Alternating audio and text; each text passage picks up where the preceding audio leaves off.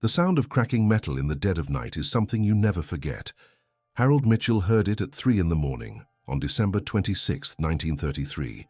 A sharp crack that echoed through the frozen darkness, loud enough to wake him from sleep.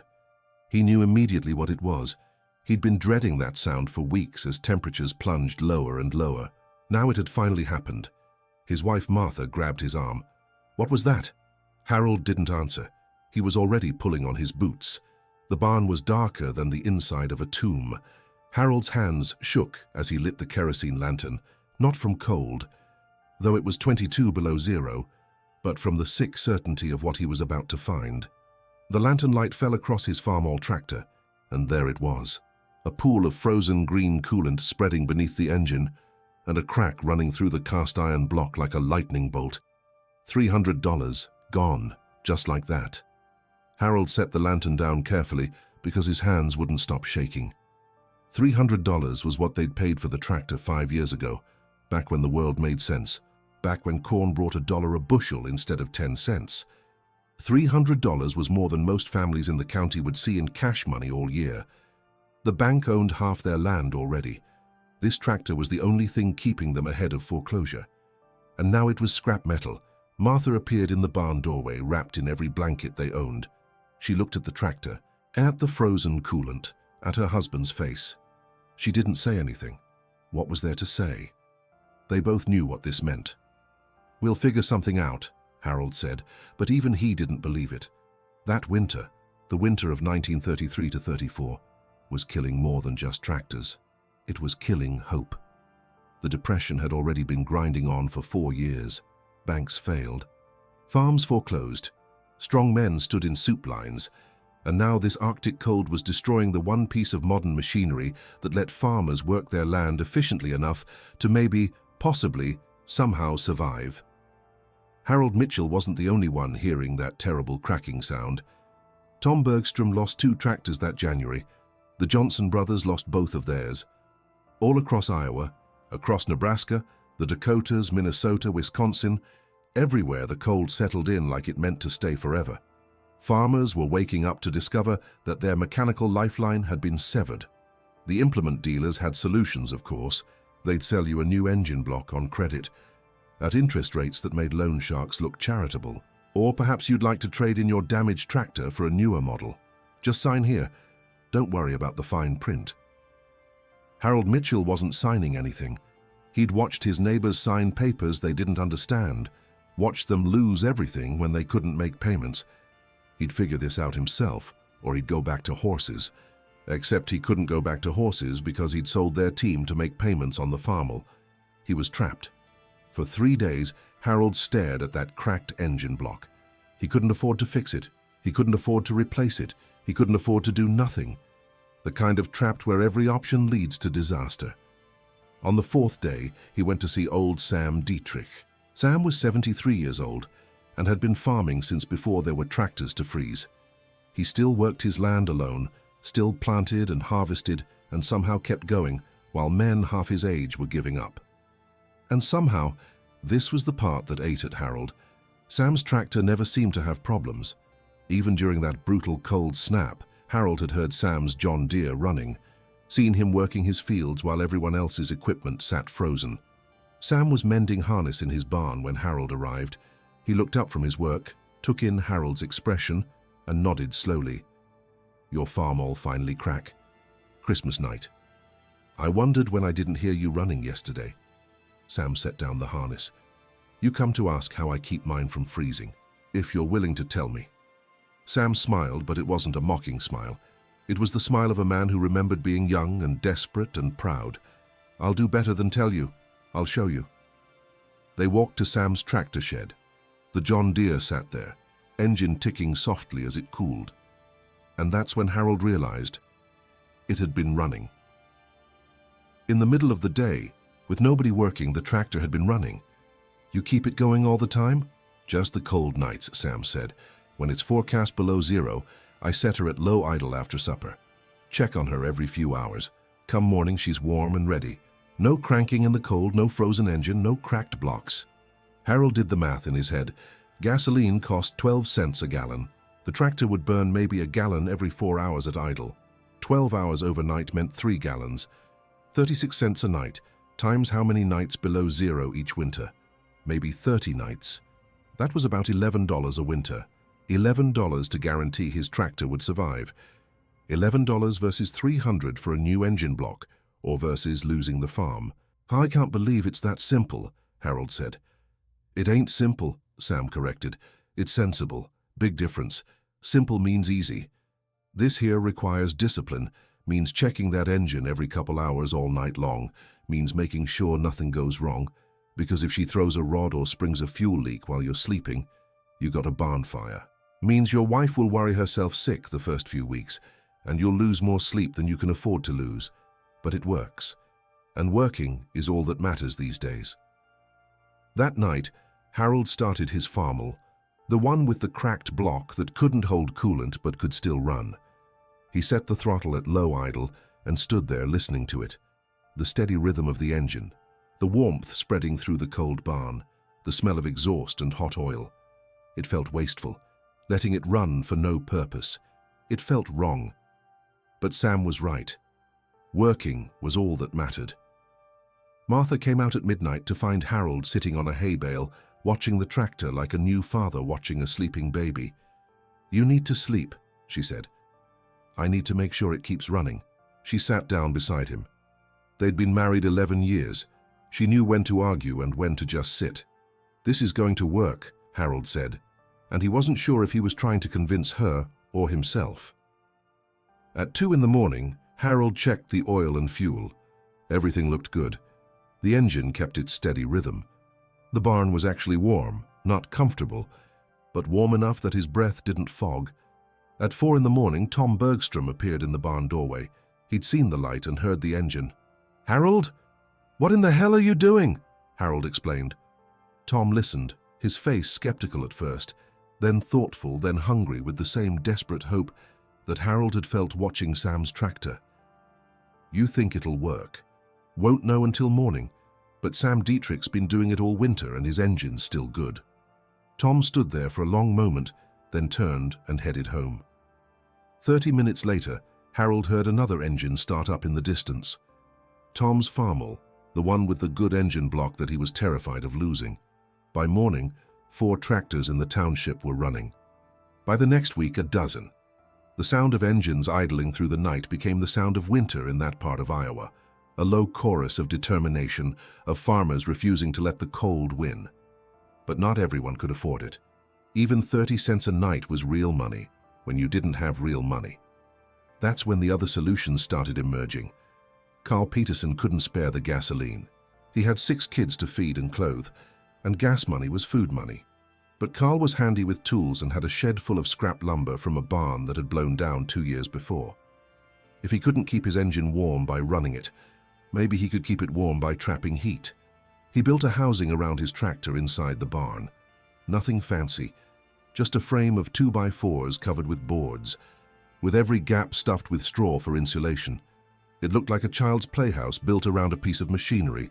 His oldest son said it looked ridiculous. Carl didn't care how it looked. On the first cold night, he ran his tractor until it was good and hot, then shut it down inside the housing. The next morning, he went out expecting the engine to be frozen solid. The engine wasn't just thawed. It was still warm to the touch. The housing had trapped enough residual heat to keep the metal above freezing all night. Carl started the tractor on the second crank. That afternoon, 3 of his neighbors came by to look at his improvised shelter. Within a week, similar structures were appearing on farms across the county. Emma Swanson couldn't afford gas money, and her husband Bill wasn't handy enough to build a housing without it falling down. But Emma had been quilting since she was 7 years old, and she understood how to trap heat with fabric. The old quilts her grandmother had made were too worn for beds anymore, but maybe they weren't too worn for other purposes. One evening after Bill shut down the tractor, Emma draped it with quilts over the hood, wrapped around the engine block, tucked into every crevice. Bill thought she'd lost her mind, wasting good fabric on a machine. But the next morning, when Bill went to start the tractor, the engine was still warm under those quilts. Not hot, but warm enough that the oil flowed, and the engine fired on the first crank instead of after 20 minutes of cursing and cranking and cursing some more. Emma made specialized covers. Other women saw them and made their own. Soon you could tell whose tractor was whose by the pattern of the quilt covering it. These solutions were spreading through the community like fire through dry grass, passing from farm to farm through conversations at the grain elevator, at church, at the one-room schoolhouse where children compared notes about what their fathers were doing. The knowledge was free, shared openly because everyone understood that survival wasn't a competition. If your neighbor's tractor froze and he lost his farm, that meant one more foreclosure sign on the road, one more family disappearing in the night, one more piece of the community dying. But the cracked blocks, that problem wasn't solved yet. Harold's farmel still leaked coolant. Tom Bergstrom's tractors sat useless. The overnight running and housings and quilts could prevent freezing, but they couldn't undo the damage already done. That's when Robert Chen spoke up. Robert had come to Iowa from California in 1928, following his wife's family inland. He was one of maybe a dozen Chinese farmers in the entire county, and he'd faced suspicion and worse when he arrived. Some folks made it clear he wasn't welcome, but Robert had something stronger than welcome. He had knowledge. He'd grown up in San Francisco helping his father repair machinery, cars, trucks, farm equipment, anything mechanical. He understood engines the way some people understood music or horses. And when he heard about cracked engine blocks, he knew immediately that everyone was trying to solve the wrong problem. "You're trying to keep the engine warm?" Robert said at the grain elevator one February morning. "That's good, but you need to change what's inside the engine first." The conversation around him stopped. Robert wasn't usually this direct. He typically kept to himself, did his work, tried not to draw attention. "Water freezes at 32 degrees, Robert continued. "That's your problem. Water expands when it freezes. That's what cracks the block. But there are liquids that don't freeze at 32 degrees. Like what?" someone asked. "Alcohol, methanol specifically. Mix it with water 50-50, and it won't freeze until 30 below zero. Maybe colder." Harold Mitchell was there. He'd been listening from the back of the crowd. "Alcohol in the radiator. Won't that hurt the engine?" Robert shook his head. "Methanol boils at 148 degrees. Water boils at 212. When you mix them, the boiling point falls between. As the engine heats up during the day, the alcohol boils off first. By the time the engine's at working temperature, you've got mostly water in the system. But before you shut down at night, you top it off with more alcohol. Then overnight, you've got antifreeze." The skepticism in the room was thick enough to cut. Alcohol in the engine?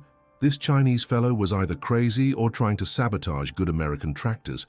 But Harold remembered watching Robert work. He'd seen Robert's farm, seen the condition of his equipment. The man knew what he was doing. "Where do you get methanol?" Harold asked. "Hardware store. Some grain elevators carry it. About $1 a gallon." $1 a gallon. 2 gallons to fill a radiator with 50-50 mix. $2 to protect a $300 engine. The math worked. "It's poison, though," Robert warned. "Can't say that's strong enough. You drink it, you die or go blind. Keep it away from children, keep it labeled. But in your radiator, it's safe. It works." Harold went to the hardware store that afternoon. The clerk looked at him funny when he asked for methanol. Folks mostly bought it for cleaning or as fuel for camp stoves. 2 gallons cost him $2.12 with tax. More money than he wanted to spend, but less than he couldn't afford. He drained his radiator that evening. The cracked block couldn't hold fluid during operation, but for testing purposes, he could fill it and see what happened overnight. He mixed the methanol and water carefully, using mason jars to measure, then poured the mixture into the radiator. That night, the temperature dropped to 18 below zero. Harold barely slept. At dawn, he went to the barn expecting to find the coolant frozen solid and maybe a bigger crack in the block from his foolish experiment. The coolant was still liquid, not even slushy. Just liquid, moving easily when he rocked the tractor.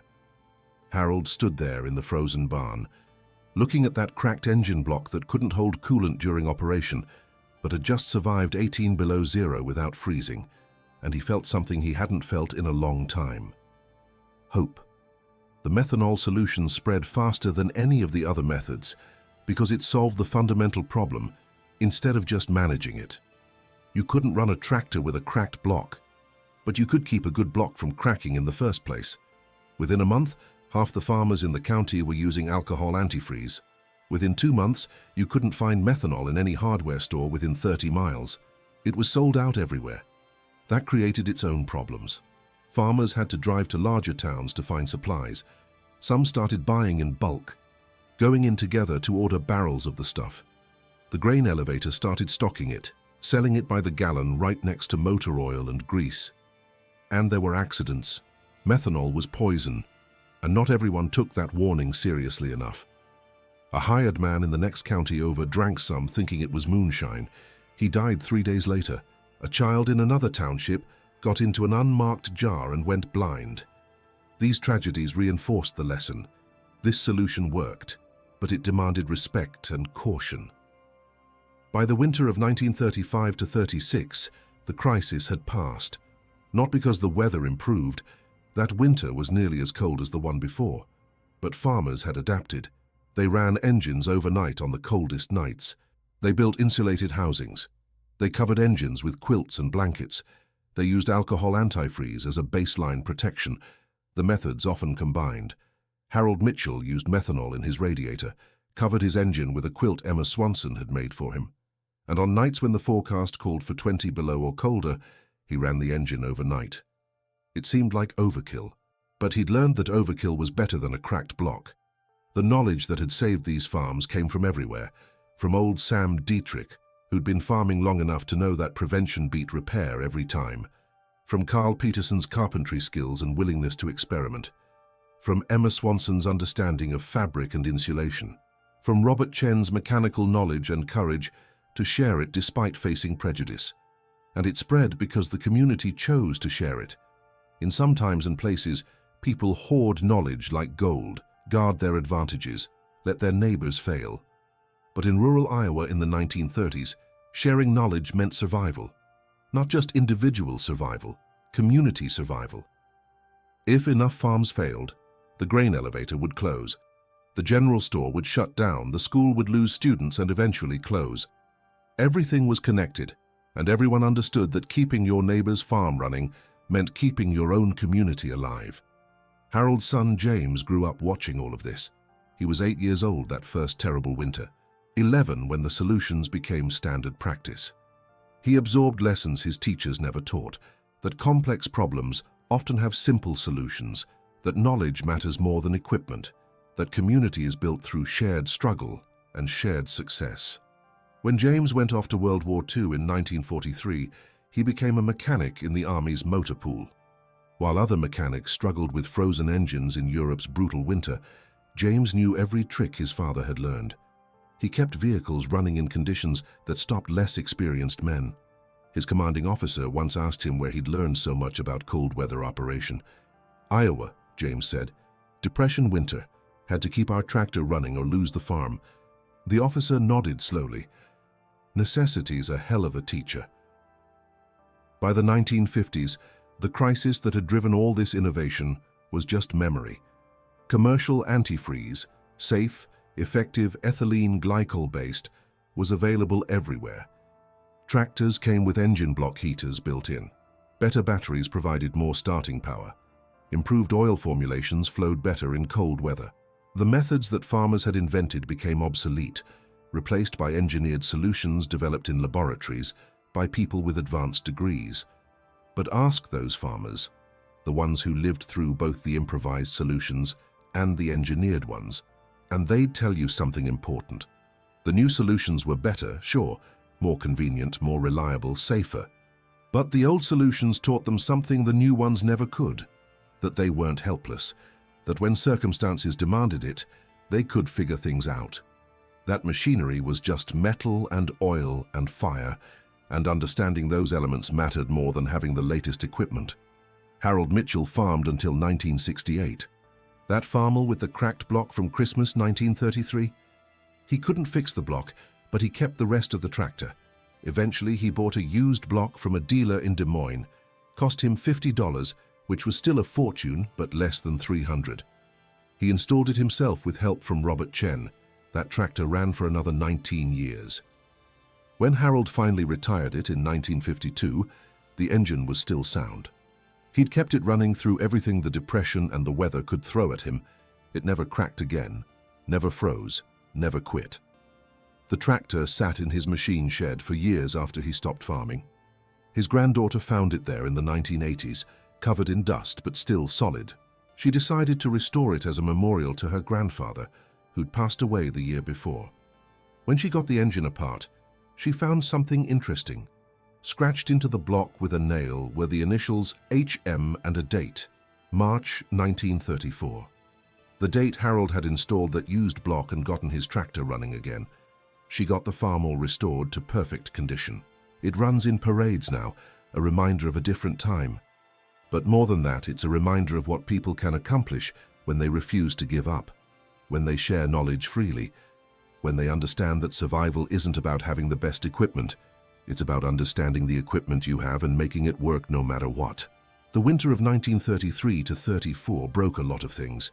It broke tractors and budgets and hope, but it didn't break the people. They bent, sure, they struggled, they lost sleep and money and sometimes their nerve. But they didn't break. They figured it out, together, and that's the real story here. Not just about frozen engines and clever solutions, but about the human capacity to adapt, to innovate, to survive. About communities that chose cooperation over competition because they understood that everyone's survival was linked. About knowledge shared freely because hoarding information when people are desperate is just another form of cruelty. The techniques developed during those hard years are mostly obsolete now, but the spirit behind them, the refusal to quit, the willingness to experiment, the understanding that help your neighbor means helping yourself, that spirit never goes out of style. Every time you start a car on a cold morning without thinking about it, remember, somebody figured out how to make that work. Probably lots of somebodies, each contributing a piece of the solution, each building on what came before, each sharing what they learned with whoever needed it. That's how progress really happens. Not in laboratories and corporate boardrooms, though those matter too, but in barns and workshops and farmyards, where people with problems and limited resources and unlimited determination figure things out because they have to. The Great Depression was the worst economic disaster in American history, but it was also one of the greatest eras of practical innovation because desperate times create desperate ingenuity. The solutions that emerged weren't always elegant, they weren't always safe, but they worked. And working, as old Sam Dietrich said, is all that matters. Thank you so much for watching this video. If you enjoyed learning about this piece of American farm history and the incredible ingenuity of Depression-era farmers, please subscribe to our channel for more stories about the wisdom and determination of rural America during some of our nation's most challenging times. Give us a like if this video moved you or taught you something new, and share it with anyone who appreciates real American history and the resourcefulness of the families who built this country through sheer determination and shared knowledge. This video is inspired by true events and real farming practices from the Depression era. It is not meant to represent or offend any individual. Harold Mitchell is a representative character who reflects the experiences of hundreds of American farmers who faced similar challenges during this period, using the same innovative solutions to keep their machinery running through brutal winters. The techniques described, overnight engine running, insulated housings, alcohol antifreeze solutions, and quilted engine covers, were all real methods developed and used by farming communities across the upper Midwest during the 1930s.